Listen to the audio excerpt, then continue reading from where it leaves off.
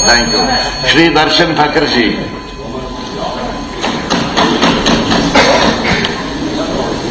धन्यवाद honourable speaker sir, मुझे first time बोलने का मौका मिला। तो मैं जो बसोली कॉन्स्टिट्यूंसी से आता हूँ उसका मैं थोड़ा सी इंट्रोडक्शन कराना चाहता हूँ कि जैसे हमने सुना होगा, हमारे सीएम साहब बार बार जिक्र करते हैं स्पीच में कि हमें अपने पैरों पे खड़ा होना पड़ेगा, हमें आत्मनिर्भर बनना पड़ेगा और अपने पैरों पे खड़े रहकर हमें जम्मू कश्मीर को विकसित करना पड़ेगा। तो उन्हीं की बात को आगे बढ़ाते हुए मैं बसोली की बात करता हूँ कि बसोली जो कॉन्स्टिट्यूंसी है हमारे पूरे जम्मू कश्मीर में सबसे खूबसूरत कॉन्स्टिट्यूंसी है। लेकिन बदकिस्मती से बसोली से बड़े बड़े लीडर भी हुए हैं, लेकिन उनका भी ध्यान बसोली की तरफ नहीं गया और जो पीछे सरकारें रही हैं उनका भी ध्यान बसोली की तरफ नहीं गया। तो बसोली का हमारा जो हॉस्पिटल है वो पूरा खाली पड़ा, कोई भी डॉक्टर नहीं है, ना कोई फिजिशियन है, ना कोई गायनिक है, कोई भी डॉक्टर नहीं है, पूरा खाली पड़ा। तो मेरा मिनिस्टर साहिबा से थोड़ा अनुरोध है कि बसोली और ट्रामा हॉस्पिटल महानपुर को थोड़ा वहाँ डॉक्टर की जो कमी है उसको पूरी की जाए। और एक टिकट स्कूल है हमारा, हैंगिंग स्कूल है, उसके अलावा और भी स्कूल हैं जिनको 10वीं तक क्लासें बैठ रही हैं, लेकिन आज भी वहाँ पे जो उनकी पोस्टें हैं वो क्रिएट नहीं की गई हैं। तो बहुत सारे हैंगिंग स्कूल भी बसोली में चल रहे हैं और 137 टीचर जो है वो बसोली में शॉर्टेज है हमारी, और टोटल मिला के 194 टीचर। बसोली में जो टूरिज्म के लिहाज से भी जो पुरथू है, पूरे जम्मू कश्मीर का मिनी गोवा उसको कहते हैं, लेकिन डेवलपमेंट के नाम से वहाँ पे कुछ नहीं है।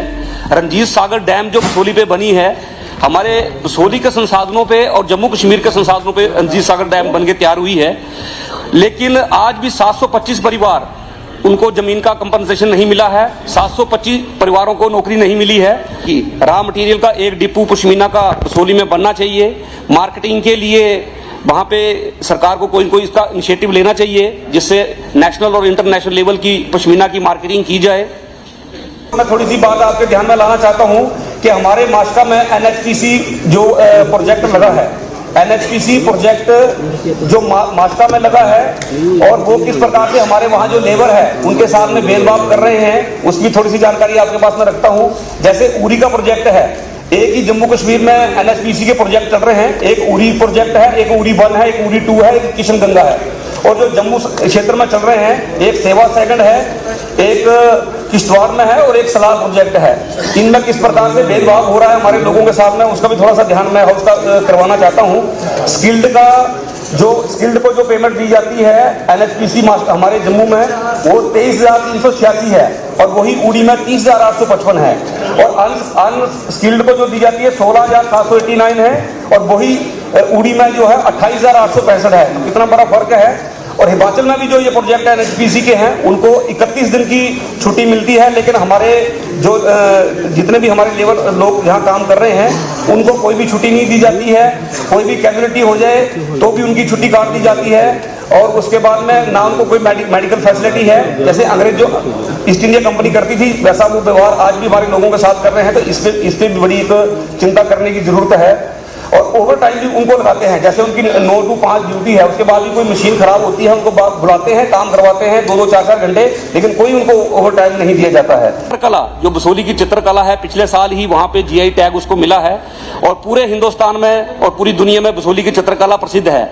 उसके लिए भी सरकार को मार्केटिंग के लिए और जो लोकल हमारे कारीगर हैं उनके प्रोत्साहन के लिए कुछ न कुछ योजना बनानी चाहिए। उस पर बोलने का मुझे मौका दिया तो मैं उसकी बात करूँगा कि जो बसोली की इंडस्ट्री है, जो हमारी बसोली पश्मीना के लिए पिछले साल उसको जीआई टैग भी मिला है और पूरे हिंदुस्तान में ही नहीं पूरी दुनिया में जो बसोली के पश्मीना है वो प्रसिद्ध है।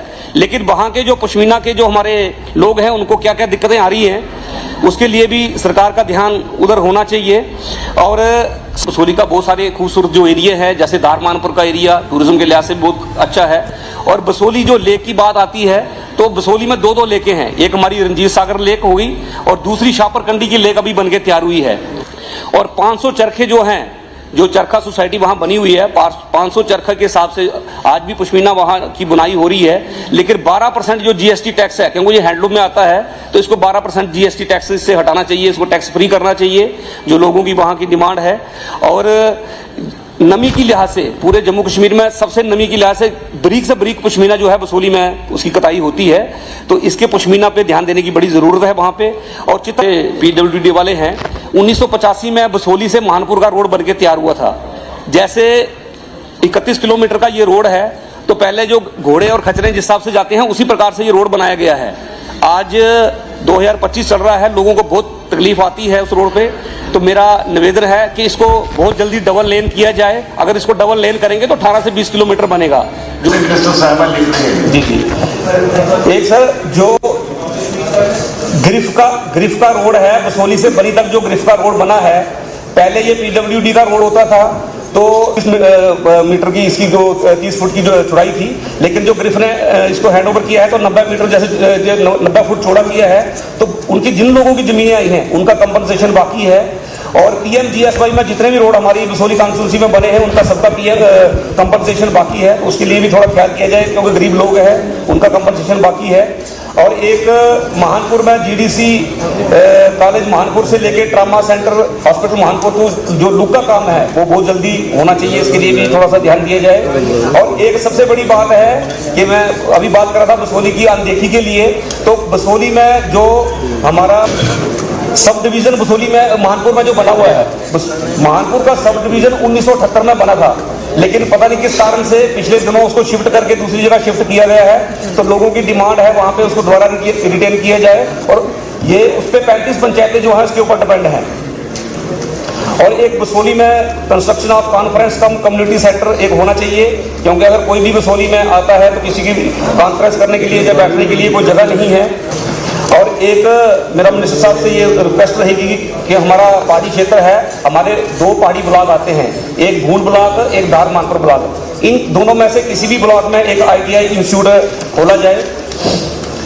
और जो बसोली है, एक बसोली बनी बिलावर एक बहुत बड़ा क्षेत्र पड़ता है, इसमें एक पॉलीटेक्निक कॉलेज दिया जाए, जिससे हमारे स्किल डेवलपमेंट की भी, जिससे कि हमारे वहाँ के बच्चे civil, mechanical, electrical, computer science वगैरह की जो ट्रेनिंग उसमें कर सकते हैं।